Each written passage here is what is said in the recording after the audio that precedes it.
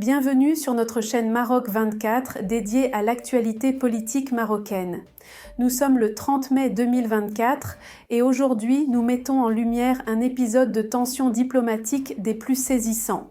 Éric Ciotti, figure emblématique des Républicains, n'a pas mâché ses mots en s'attaquant vertement aux autorités algériennes. Le point de discorde, la demande de restitution de biens par l'Algérie à la France.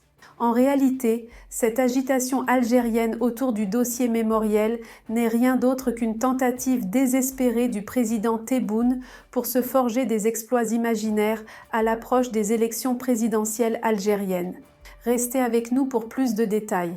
Une énième tentative de diversion a été mise en scène par le régime algérien, toujours prompt à exiger de la France la restitution de biens historiques pour faire oublier ses propres échecs. En réponse, le parti Les Républicains, par la voix d'Éric Ciotti, a publié un tweet incisif réclamant à l'Algérie de « tout reprendre, les biens et le mal, criminels, délinquants, clandestins, OQTF ». Cette déclaration n'a pas manqué de provoquer l'indignation de plusieurs figures de la gauche française, qui semblent plus préoccupées par la défense d'une dictature voisine que par les problèmes internes. Sandrine Rousseau, députée Europe Écologie Les Verts, s'est empressé de condamner le tweet, le qualifiant d'infâme et indigne. Patrick Canet, sénateur PS du Nord, n'a pas tardé à enfoncer le clou en accusant les Républicains de racisme. Olivier Faure et Boris Vallaud du PS se sont également joints au cœur des indignés, illustrant une fois de plus l'aveuglement de certains politiques face aux réalités géopolitiques. Le 29 mai, Alger avait transmis une liste de biens à restituer à la France, à l'issue d'une réunion de la commission d'historiens algériens et français. Cette liste inclut des biens historiques et symboliques du XIXe siècle, conservés dans différentes institutions françaises, que l'Algérie souhaite récupérer sous forme de gestes symboliques. Ce nouveau caprice mémoriel est censé démontrer une volonté active et forte de prendre en compte toutes les dimensions de l'histoire de la période coloniale, une phrase qui sonne creux, face à l'inaction du régime en matière de droits humains et de développement économique. Pour rappel, Ahmed Attaf, le ministre algérien des Affaires étrangères, avait déjà conditionné la visite d'État d'Abdelmadjid Tebboune en France au règlement de plusieurs dossiers, dont celui de la mémoire coloniale.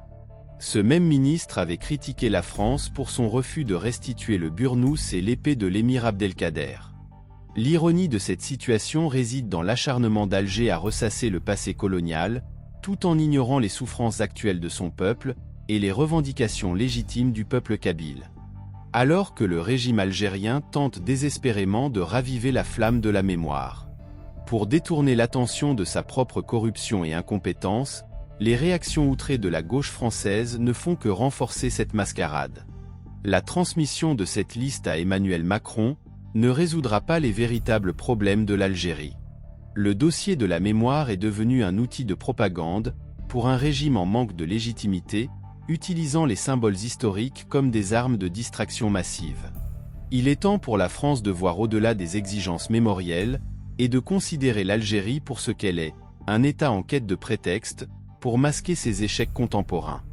L'avenir nous dira si Emmanuel Macron succombera à ces exigences ou s'il choisira de se concentrer sur des actions tangibles pour un avenir commun plus serein.